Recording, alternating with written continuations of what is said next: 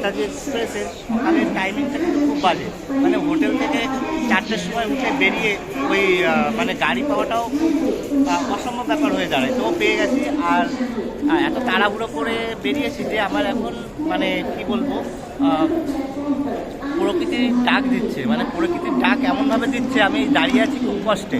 তো ট্রেন ঢুকলেই আমি ট্রেনে উঠবো, উঠে আগে প্রকৃতির ডাকে সারাটা কমপ্লিট করবো, কিছু করার নেই। আমি অনেক ট্রেন জার্নি করেছি, কিন্তু মানে প্রকৃতির ডাক এই দিল্লি জংশনেই প্রথম আমার দিল। যাই হোক, ট্রেন ঢুকছে।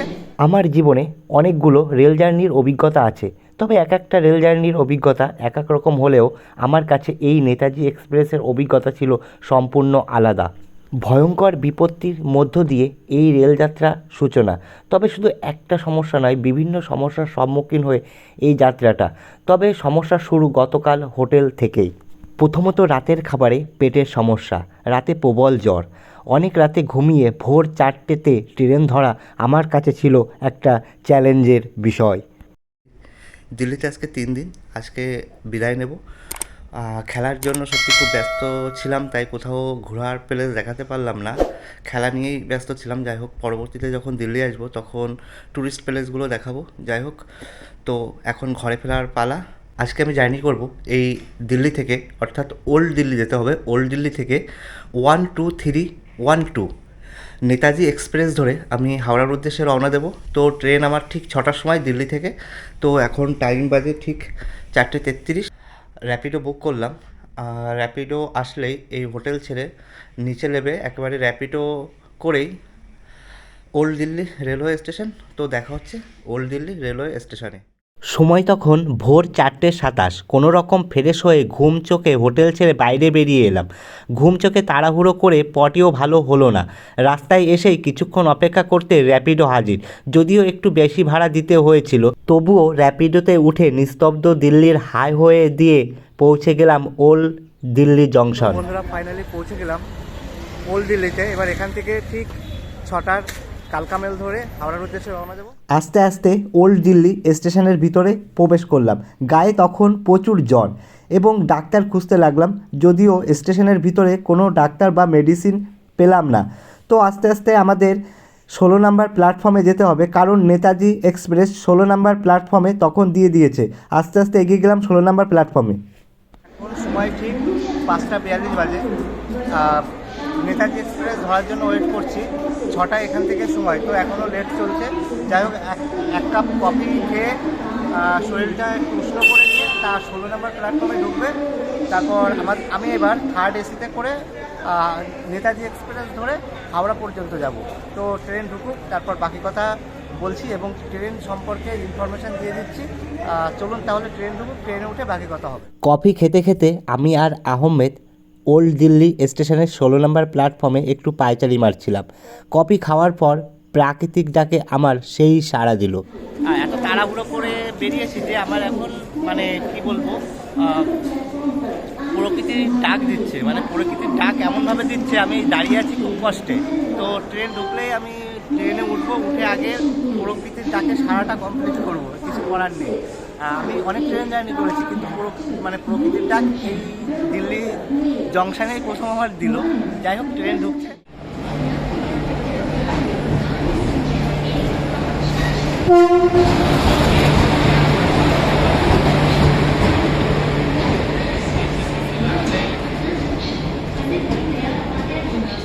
তো বন্ধুরা, ফাইনালি ট্রেন দিয়ে দিয়েছে। এই যে আমাদের গাড়ি, আর আমি একই জায়গায় সিট আছি। Bye bye Delhi. আরপিএফ এসে প্রথম একটা মানে ওয়ার্নিং দিয়ে গেল, সামাল সে, তাই তো সামাল। মানে আরপিএফ এসে একটা কথাই বললো যে আপনার জিনিস আপনি দায়িত্ব রাখুন, চুরি হচ্ছে। যাই হোক, কালকা মেল যেটা নেতাজি এক্সপ্রেস, টাইম ঠিক 6:28 বাজে। 6টায় ছাড়ার কথা ছিল, 28 মিনিট লেটে ছাড়লো। তো দেখা হচ্ছে পরবর্তী স্টেশন।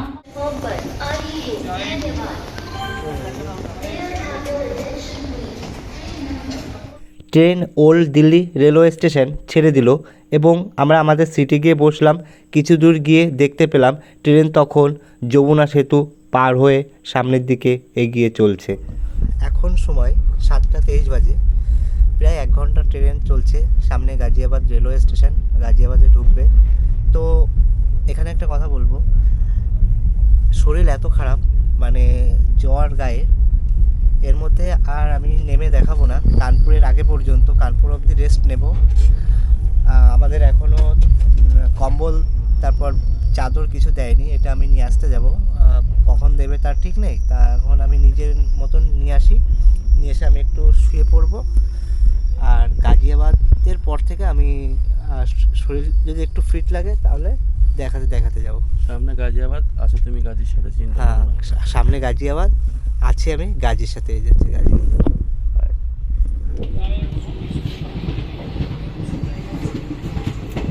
ঘড়ির কাঁটা এখন ঠিক 7টা 48 বাজে। তো গাজিয়াবাদ ছেড়ে দিয়েছে, গাজিয়াবাদ ছেড়ে এখন খুরজা জাংশনের দিকে যাচ্ছে। এখনও কিন্তু সূর্য ওঠেনি, দেখুন এখনও সেই কুয়াশা, ট্রেন চলছে কিন্তু এখন খুব দ্রুত গতিতে। তো ওই যে সূর্যকে হালকা দেখা যাচ্ছে। যাই হোক, শরীরটা খুব খারাপ, সেই চাদর কম্বল পেয়ে গেছি, অ্যাটেন্ডেন্স এসে দিয়ে গেছে। তো সেই আইএফসি কোচ, মানে এই ট্রেনটা এখনও এলএসবি হলো না, কেন হলো না সেটা জানি না। ঘড়ির কাঁটা এখন ঠিক 11টা 58 বাজে। একটা ঘুম দিয়ে দিলাম, ভালো ঘুম হলো। এবার কোথায় ঢুকছে না জানি এখন, কোথায় ঢুকছে তাও জানি না, মোবাইল দেখতে হবে। যাই হোক, বিস্কুট খাচ্ছি এখন, আর চা আসছে না এখনো, চা খাবো। আর এই যে দেখো, একটু খেয়ে যাচ্ছে, মানে একদিকে চুরাচ্ছে। আর ট্রেনটা চলছে সত্যি।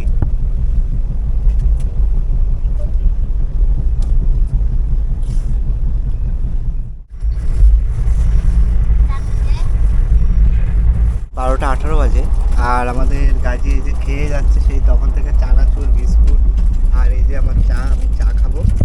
তো এখন ইটাহা জাংশন ছেড়ে তো আর পাপোহার দিকে এগোচ্ছে, অর্থাৎ কানপুর সেন্ট্রালের দিকে। যাই হোক, খিদেও পেয়ে গেছে, আর আমার জ্বর কমে গেছে অনেকটা, কারণ এসে একটা ঘুম দিয়ে নিয়েছি। তারপরে জ্বর তো আর দেখছি না, গা মানে কম্বলের মধ্যে ঘেমে গিয়েছিলাম, তখন বুঝলাম জ্বরটা কমেছে। যাই হোক, আর ট্রেন চলছে ভালো গতিতে মোটামুটি।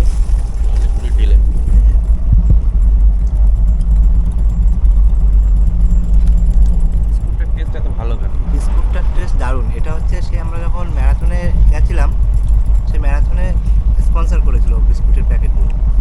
তা সেই বিস্কুটগুলো এখন ট্রেনে বসে খাচ্ছি। আর এই যে চা,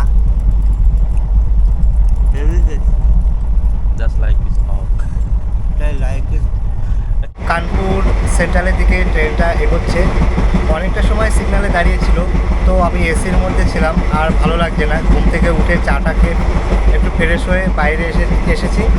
তো আর ঘন্টাখানেকের মধ্যে কানপুর সেন্ট্রাল ঢুকবে। তো ট্রেন ভালোই গতিতে চলছে এখন, দেখুন বাইরের পরিবেশটা।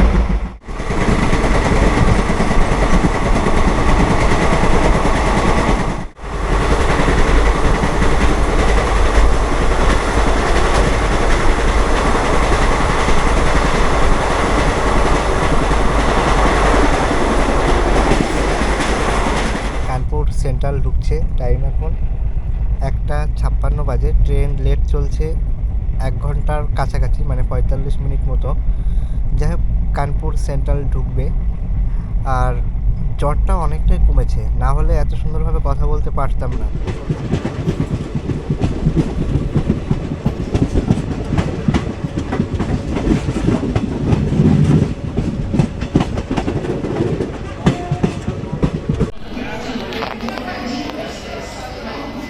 তো বন্ধুরা, ঘড়ির কাঁটা এখন ঠিক 2:26 বাজে। কানপুর সেন্ট্রাল এসে পৌঁছালাম। তো কানপুর থেকে এখনই সিগন্যাল হয়ে যাবে, ট্রেনে উঠে পড়বো। আর খাবার তুলে নিলাম, তো দেখা হচ্ছে পরবর্তী। ট্রেন ছেড়ে দিল, খাবার খেয়ে নেব। এই যে খাবার তুলে নিয়েছি, তো যেতে যেতে কথা হচ্ছে।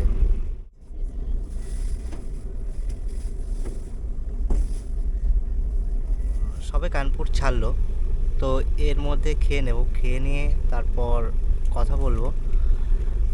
আর যেটা বলবো সেটা হচ্ছে, মানে এই থার্ড এসিতে এই ট্রেনটাই আমি দেখছি সব থেকে সিকিউরিটি বেশি। মানে আরপিএফ বলো, জিআরপিএফ বলো, প্রচুর মানে গেটের পাশে বসে রয়েছে, রাউন্ড দিচ্ছে, এই জিনিসটা ভালো লাগলো। কানপুর সেন্ট্রাল ছাড়ানোর পর কিছু দূর ট্রেন আসার পর আমরা দুপুরের লাঞ্চ করতে বসলাম। এখন 3:23 বাজে, তো এখন খেতে বসেছি। আমার দোষ, আমি ঘুমাচ্ছিলাম, ও আমাকে বলছিল খেয়ে নি এই যে ভালো খিদে পেয়েছে। আমার খেতে দেখবা আর কিছু দেখবা। তা কানপুর থেকে খাবার তুলেছি, 2টো ডিমের কারি আর ভাত, এই খাবো। 2000 টাকার খাবার খেয়েছি, এটা তো বল। হ্যাঁ, কিন্তু কালকে সন্ধ্যের সময় প্রায় 1000 টাকার বেশি খাবার খেয়ে নিয়েছি। তো যাই হোক, এই যে খাবার, এই খেয়ে এখন রাত অবধি চলবো, তারপরে রাতে আবার দেখা যাক কি খাওয়া যায়। তো চলো। দুপুরের লাঞ্চ করার পরপরই শরীর কেমন একটু ক্লান্ত হয়ে পড়ল, একটু ঘুমিয়ে নিলাম। ঘুম থেকে বাইরে তাকাতেই দেখি কেমন সন্ধ্যা হয়ে এসেছে। বন্ধুরা, ঘড়ির কাঁটা এখন ঠিক 5:38 বাজে, প্রয়াগরাজ এসে পৌঁছালাম। তো ট্রেনটা আধা ঘন্টা লেট চলছে আর সন্ধ্যাও হয়ে গেছে। তো গাড়ি 5 মিনিট এখানে দাঁড়াই। এই জার্নিটা একটু অন্যরকম হয়ে গেল, কারণ আমার এতটাই জ্বর ছিল যে আমি সেইভাবে ব্লগটা করতে পারিনি। তবে সিগন্যাল হয়ে গেছে এই প্রয়াগরাজ থেকে। তো পরবর্তী স্টেশনে দেখা হচ্ছে। প্রয়াগরাজ স্টেশন ছাড়ানোর পরপর যমুনা রিভারের উপর দিয়ে যখন যাচ্ছিলাম তখন কালো ঘুটঘুটে অন্ধকার। তারপর কিছুক্ষণের মধ্যে পৌঁছে গেলাম। বন্ধুরা, ঘড়ির কাঁটা এখন 7:14, পৌঁছে গেলাম মির্জাপুর। মির্জাপুরে ট্রেনটা দাঁড়ালো। যাই হোক, রাত হয়ে গেছে, এবার রাতের খাওয়াটা তুলতে হবে। তো দীনদয়াল উপাধ্যায় থেকে খাবারটা তুলবো। মির্জাপুরে এই 2-3 মিনিট হলো স্টপেজ দিল, মির্জাপুর থেকে ট্রেন ছেড়ে দিল।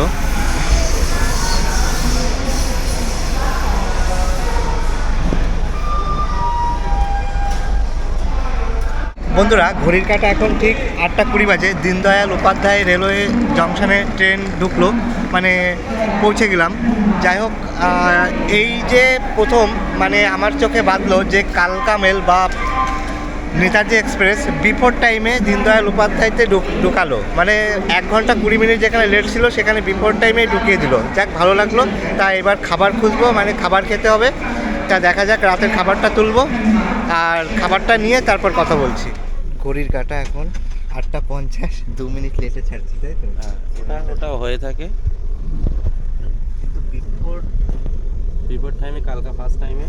আমার লাইফে ফার্স্ট টাইমই দেখা 8 ঘন্টা 10 ঘন্টা লেট করেছি আমার বিফোর টাইম। इसका मूवी कैमरा है ना, इसमें कितना देर का फिल्म कर सकता है। আমার কাছে মামিয়া ক্যামেরা ছিল, আমার কাছে শাই কন্টেক্স ছিল। আপনি লাইফে মানে কটা দেশ ঘুরেছেন? বিদেশ কটা ঘুরেছেন? অনেক ঘুরেছি, আমেরিকা গেছি, ব্রিটেন, ইংল্যান্ড গেছি। কি আছে?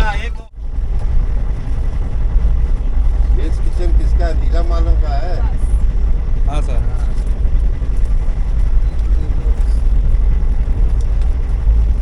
खायला वीडियो बना रहा है दोस्त, कुछ करेगा नहीं ना? ना, कुछ नहीं करेगा। आपको बिल दे रहा हूँ, बिल दे रहा टेंशन तो लेने का कोनो- कोई जरूरत है नहीं। तो भैया बिल अच्छे से दे दीजिए, जो खाना दिए उसी का बिल दीजिए। ঠিক আছে, थैंक यू। ঠিক আছে দেখো, ওতে লেখা থাকবে, শুধু খালি লেখা থাকবে। টাইম ঠিক 9:38 বাজে। তো ট্রেন চলছে দ্রুত গতিতে। দীনদয়াল উপাধ্যায় সবে ক্রস করলাম। তো দীনদয়াল উপাধ্যায় ক্রস করে অনেকটা পথই এগিয়ে গেছে। তো রাতের খাওয়াটা সারতে হবে। তো দীনদয়াল উপাধ্যায় থেকে খাবার তুলে নিয়েছি জনহাট থেকে। তা এই ট্রেনে মানে নেতাজি এক্সপ্রেসে প্যান্ট্রি কার আছে, তবুও প্যান্ট্রি কারের খাবার আমি যতটা এড়িয়ে যাওয়া যায়। তো যাই হোক, দীনদয়াল উপাধ্যায় থেকে জনহাট থেকে খাবারটা তুলে নিলাম। কী কী আছে দেখিয়ে দিই। 2টো ডিম আছে, এটা হচ্ছে এগ থালি। 2টো ডিম, সবজি আছে, ডাল আছে, আর রুটি আছে 2টো, আর ভাত আছে, আর একটা লাড্ডু, আর একটা চাটনি আছে। যাই হোক, এখানে যেটা বলবো, দাম নিল 130 টাকা প্লাস জিএসটি। তো খাবারের স্বাদটা কেমন, আশা করি ভালো হবে। ভাতটা দেখছি ভালো আছে। যাই হোক, খেয়ে তারপর রিভিউটা দিচ্ছি। ডালটা তো অসাম, সবজি একদম নাইস, ভেরি নাইস। ডিমের তরকারিটা মোটামুটি ঠিক আছে।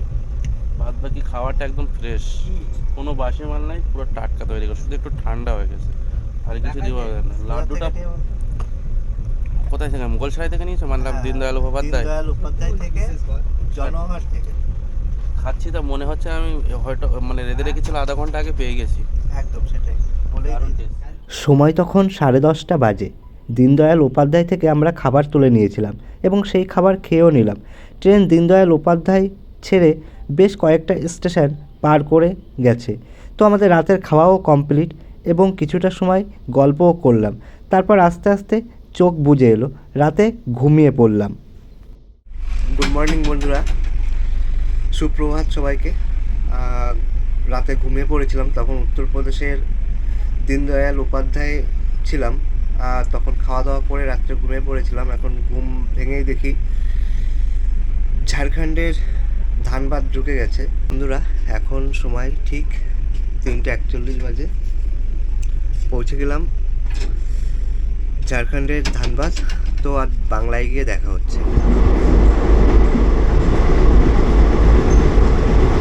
ভোরবেলাতে যখন ঘুম ভেঙেছিল তখন ধানবাদ রেলওয়ে স্টেশনে ছিলাম, তারপর আবার ঘুমিয়ে পড়েছিলাম। ঘুম থেকে সকালে উঠেই দেখি বন্ধুরা এখন বর্ধমান ক্রস করলাম, ক্রস করে হাওড়ার দিকে ঢুকছি। তা ট্রেন খুব দ্রুত গতিতে চলছে, আর এখানে এসিতে একটা জিনিস কী বলুন তো, ভিডিও করাটা একটু প্রবলেম হয়ে যায়। স্লিপারে সেটা কোনো ব্যাপারই না, জেনারেলে কোনো ব্যাপারই না, কারণ আরপিএফ দরজা খুলে ভিডিও করতে দেয় না, মেন কথা। এবার কেন জানি না, নিয়ম থাকতে পারে। বর্ধমান পার করার পরপরই দূরের সবুজ প্রকৃতি যেন মুগ্ধ করে তুলেছিল এবং এক একটা স্টেশন খুব দ্রুত গতিতে ক্রস করছিল।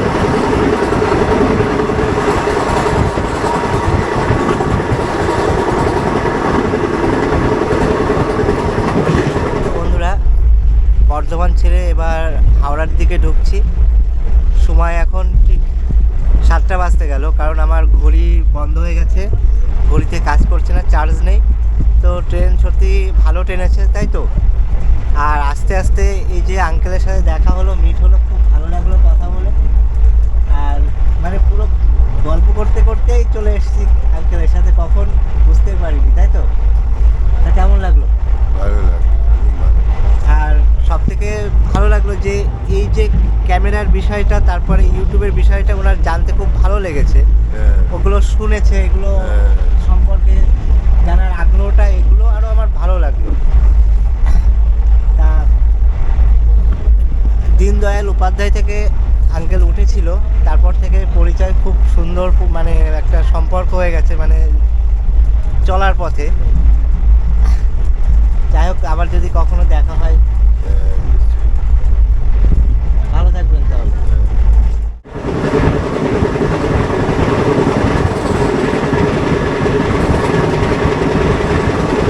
নেতাজি এক্সপ্রেস যে এত সুন্দর টাইমিংটা দেবে, ভাবার বিষয়। কালকে তো রাতে বিফোর টাইমে চলছিল, তো গয়া থেকে একটু টাইমটা আবার আফটারে চলে গেছে, তো আবার মেকআপ করেও দিয়েছে।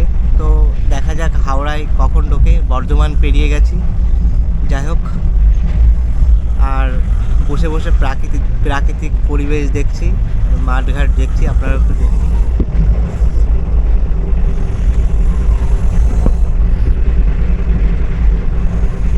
বালির দিকে ঢুকছে ট্রেনটা।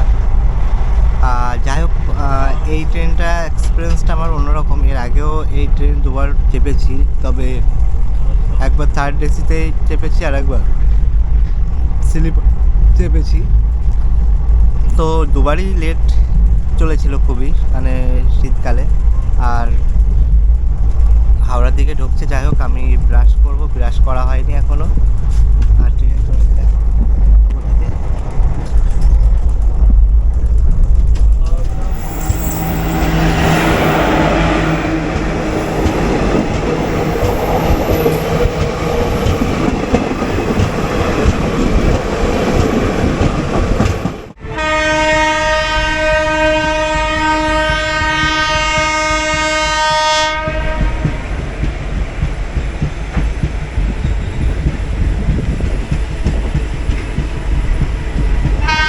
তো বন্ধুরা ফাইনালি হাওড়ায় ট্রেনটা ঢুকলো।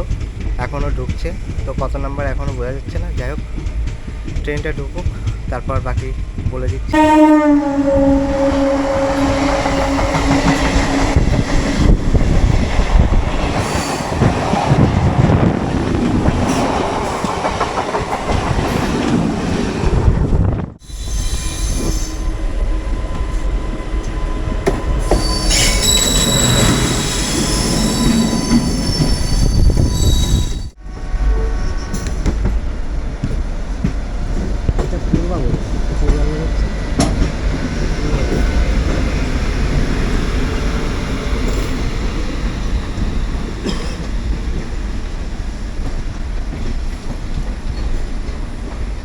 তো আমরা হাওড়ায় পৌঁছে গেছি প্রায়, ট্রেনটা মানে হাওড়ায় ঢুকছে। যাই হোক, আমি এখনো খাচ্ছি। আরও খেয়ে যাচ্ছে, ঘুমিয়েছিল। নিউ দিল্লি, ওল্ড দিল্লি থেকে হাওড়ায় পৌঁছে গেলাম। আর আমার তো জ্বর ছিল, ওই জন্য আমি অত বাইরে বেরোতেও পারিনি। বিস্কুট খাও, ওই কলা দাল ওটা খেতে। জার্নি কেমন লাগলো আমার সাথে বল।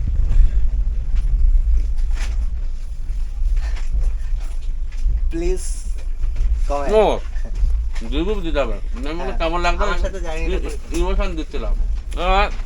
Very fantastic journey.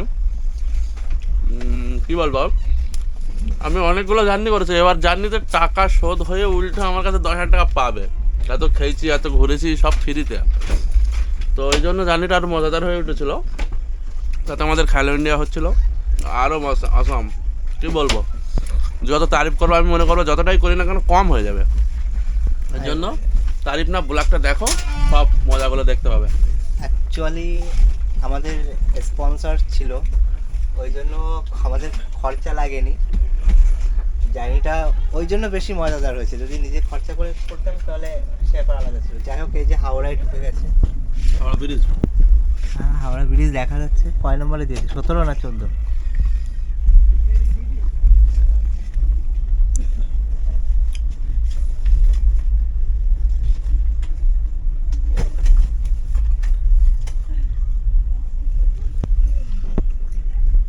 তো বন্ধুরা, ফাইনালি হাওড়ায় ট্রেনটা ঢুকে গেছে। হ্যাঁ বন্ধুরা, এই যে আমাদের গাড়ি, হাওড়ায় আমার ঢুকবে না তো পার্টনার, আমি আর ও এবার ট্রাভেলটা করলাম পুরোটাই। তো এটা হচ্ছে নেতাজি এক্সপ্রেস। তো বন্ধুরা, ফাইনালি নেমে গেলাম হাওড়া রেলওয়ে স্টেশনে।